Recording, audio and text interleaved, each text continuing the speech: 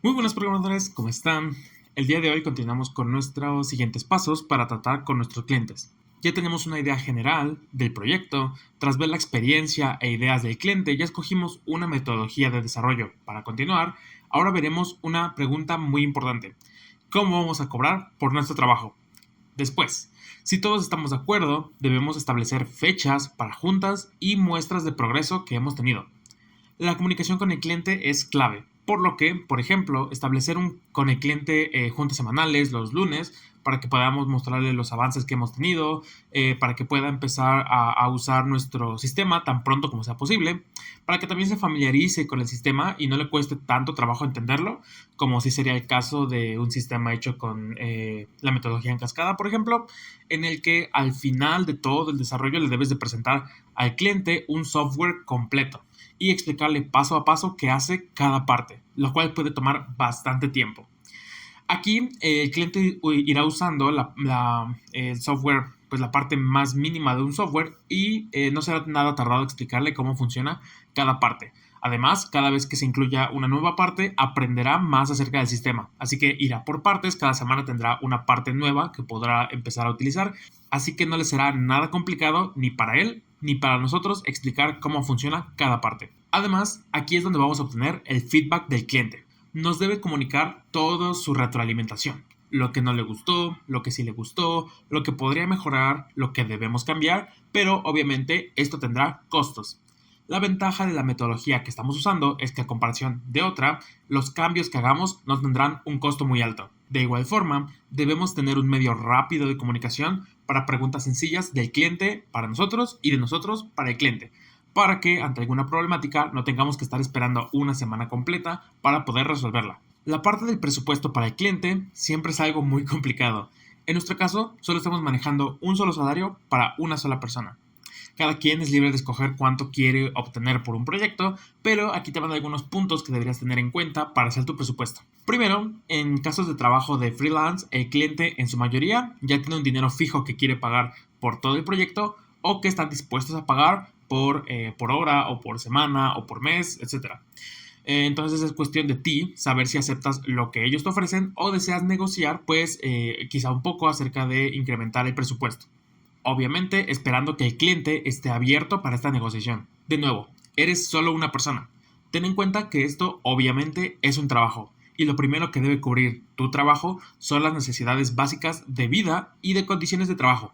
Por lo que siempre ten en cuenta tus gastos fijos mensuales para trabajar. Por ejemplo, y sobre todo, la luz, el internet, por ejemplo y algunos otros gastos variables que también conlleva como tu comida, el mantenimiento de tu equipo que ocupas para el trabajo, las mejoras, el agua, los gastos de tu vivienda para que puedas trabajar, etcétera. Ten en cuenta todo lo básico que necesitas para vivir. Junto con el punto anterior, calcula cuánto necesitas por hora o por semana o por mes.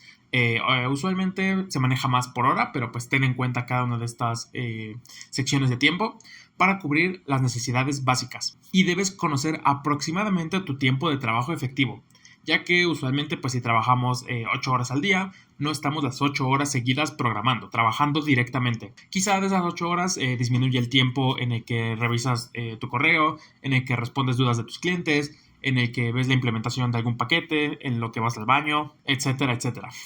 Hay varias actividades que reducen nuestro tiempo total y debemos entonces tener cuánto es nuestro tiempo aproximado de tiempo efectivo, ya que a lo mejor con tus conocimientos sabes que un problema se resuelve en 15 horas, por ejemplo, pero al momento de que te pones a hacerlo, ves que eran 15 horas de trabajo efectivo, 15 horas de estar completamente pegado a la computadora programando. Por lo que al final el resultado de la problemática que pensaste que se solucionaba en 15 horas terminó siendo 20 o más horas.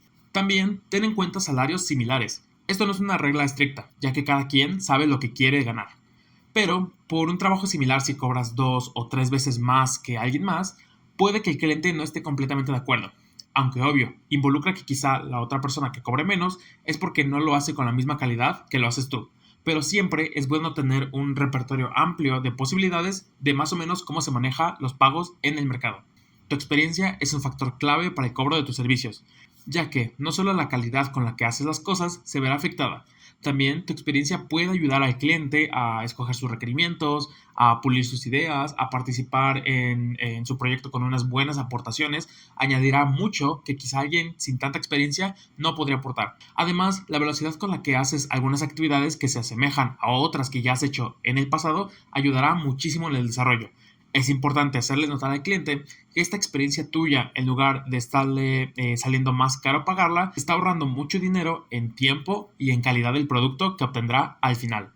Para este caso, estamos utilizando una metodología ágil, por lo que, como ya sabemos, los cambios son bienvenidos y no debemos tener todo el proyecto y sus requerimientos presentes desde un inicio. Pero ¿cómo sabemos entonces cuánto se le va a cobrar al final del proyecto a un cliente en caso de que ellos te lo pidan así?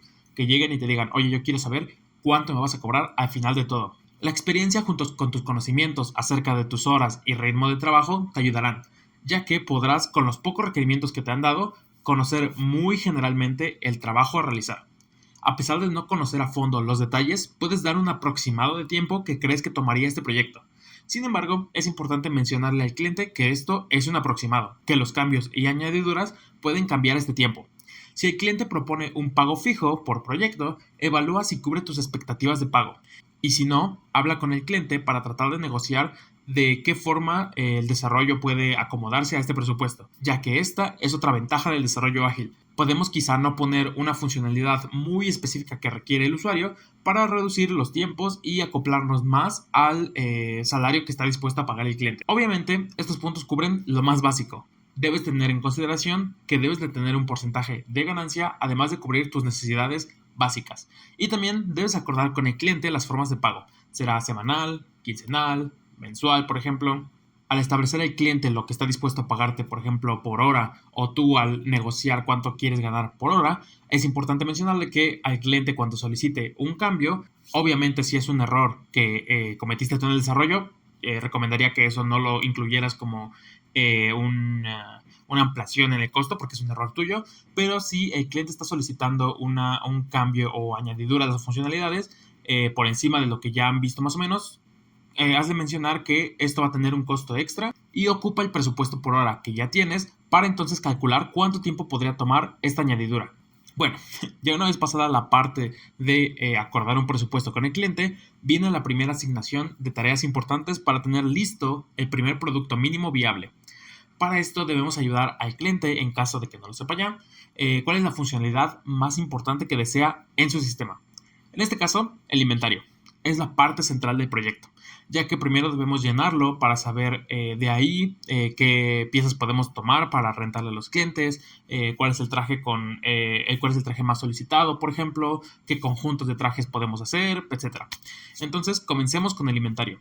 Es importante saber de qué forma lo maneja actualmente el cliente, por lo que nos muestre un ejemplo y nos diga qué información guarda en su inventario será de gran ayuda. Podemos hacer más preguntas que nos surjan para conocer más a detalle el requerimiento, como las modificaciones y eliminaciones también serán parte de este inventario o también se necesitan para este inventario.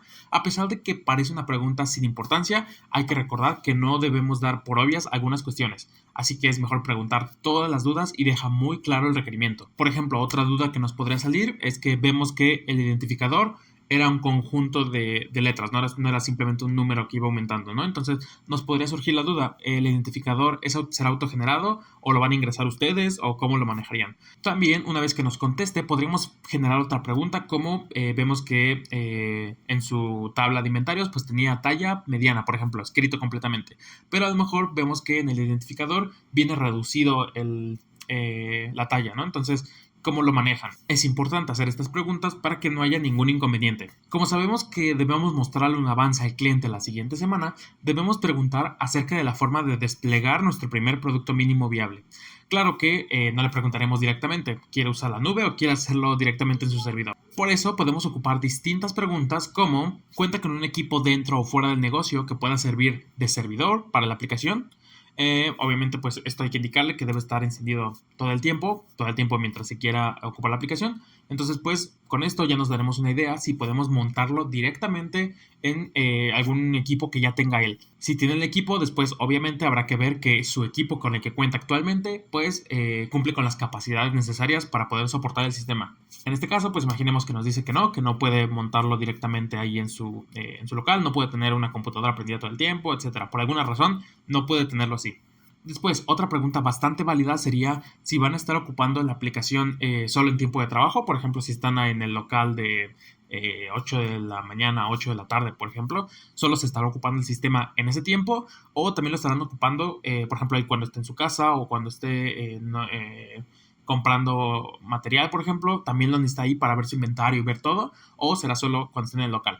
En este caso, imaginemos que nos responde que lo quiere usar incluso fuera de la oficina, por lo que vemos que tampoco podemos optar por una solución local, en la cual a lo mejor no era necesario ni siquiera desplegarlo en internet, sino pues simplemente con que estuviera dentro de su red interna dentro del local. Obviamente si la tiene, vemos que no podemos ir por ese camino. Entonces, pues optaremos por una solución más global para que pueda acceder mientras tenga internet. Otra pregunta que podríamos hacer es, de momento mencionó que 2 personas usarán el sistema, nos mencionó que era él y su empleado de momento, pero en un futuro cree que llegará a ser usado por un número mayor de personas y pues cuántas aproximadamente. Obviamente no puede predecir el futuro, pero sí podrá saber que si su plan es a lo mejor incrementar el tamaño de su tienda, pues llegará a unas 10, 15 personas, ¿no? Sabemos que pues no será de repente que en un año lo ocupen 3 millones de personas, ¿no? Entonces básicamente esto nos permitirá saber la magnitud de solicitudes y de gente que tiene que estar soportando el sistema y por lo tanto nos ayudará a entender qué infraestructura deberíamos de ocupar. Con estas preguntas por el momento, sabemos que el primer producto mínimo viable será un inventario, en el que podemos dar de alta, actualizar, eliminar y visualizar los registros que ingrese el usuario, indicando un identificador, un nombre, un modelo, un color, talla, cantidad total, cantidad disponible y precio por día, tal cual nos lo mostró el cliente. Además, sabemos que debe ser una aplicación que debe estar disponible independientemente de la hora, que debe ser accesible para por lo menos unas 10 personas y que no hay recursos necesarios para servirla localmente, por lo cual realizaremos un despliegue en la nube. Comencemos pues con este primer producto mínimo viable en el siguiente video. Nos vemos la siguiente semana y recuerda que tú programas el futuro.